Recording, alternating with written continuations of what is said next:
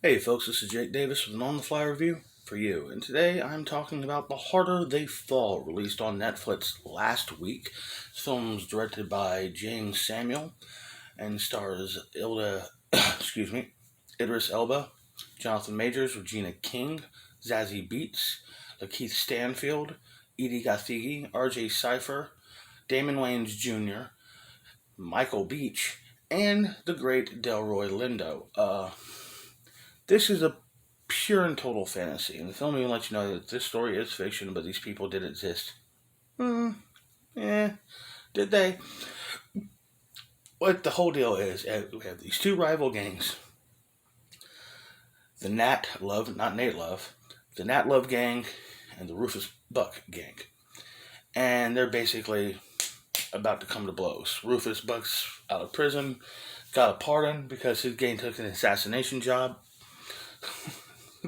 Okay.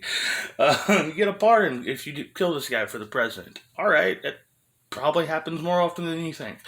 Um, but he's going back to his town where he's trying to take over like a black cowboy Lex Luthor. And at the same time, Love and his crew are getting together because he's got blood vengeance against this motherfucker, murdered his family in front of him, carved a cross into his forehead, so he's going to go kill the bastard. And Delroy Lindo's a lawman who joins him on the way. Now, all these characters are names taken from real black people in the old American West. These were real individuals, real people. However, some of them were lawmen, some of them were outlaws, some of them were just cowboys. Um, just because you take a setting that existed and people who existed doesn't mean you're telling a true story. The events of 300 are more historically accurate because at least Xerxes and Leonidas were both at that place. You know, at least that much was factual. um, Aside from that, see, what can I break down? I think a lot of the main actor was very, very weak. Jonathan Majors didn't enjoy his performance in this at all. I don't know why they. Pretty much the only actor in the film I'd never heard of, and he's the fucking lead. Go figure.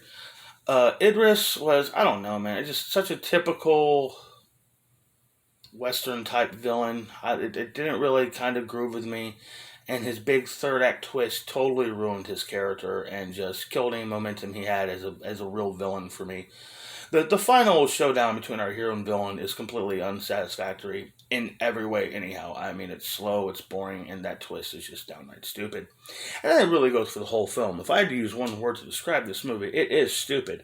Fun stupid, but still very stupid. A lot of on the nose dialogue, lots and lots of one dimensional characters. I did like some things. I liked how the villain gang cared about each other just as much as the hero gang did. They were friends. They were a team, a unit. I enjoyed that.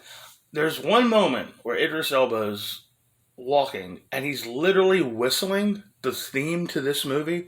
Come on, that's some Howard Hawks shit. I really enjoyed that. But the rest of the music, man, reggae and hip hop, and not even good reggae and hip hop. Just bad music, bad use of music all throughout the film. And then there's the look of the movie. While I enjoyed the art direction and the costumes were okay, some of the costumes looked far too. Something I've always talked about. I don't like when you got these old period films and all the clothes look so clean, like they just came off the rack. No, no, no, no, no. I'll always say it again. To my opinion, one of the best examples of good costume design in movies is Star Wars. Everything looks dirty and dusty and worn, and Luke Skywalker looks like he's still literally growing into his hand-me-down clothes when we first meet him. And then when we get out in space, all the Imperial armor is just so spotless and glistening. Really brilliant costume designs in that movie. The art, the cinematography got on my nerves, man. It's just digital is no way to shoot a western. It just isn't, and it just was so bright and washed out, and nothing felt alive. There was no real use of, no appropriate use of shadow or atmosphere or anything like that. It was you kind of there's the fucking obvious Tarantino influences. Trying too hard to do Tarantino here, man. I said last night that this movie feels like it's trying to be a hybrid between Quentin Tarantino and Spike Lee, but it comes off more like the Wu-Tang Clan cosplaying as the League of Extraordinary Gentlemen. This is not a strong film. I will say again, while it was on, I had fun, even though I thought it was way too long in the tooth. Very stupid storyline, some cringe-worthy dialogue, but I enjoyed. I had like this sense of I could tell all of these actors were really, really enjoying themselves. You know, why not? I mean, if you're an actor and your job is your life is you are an adult who plays make believe for a living, how do you not want to do a western? I mean, horses, hats, and guns. Fuck yeah, I'm down. Um, I thought this was a fun movie, but it was just so stupid.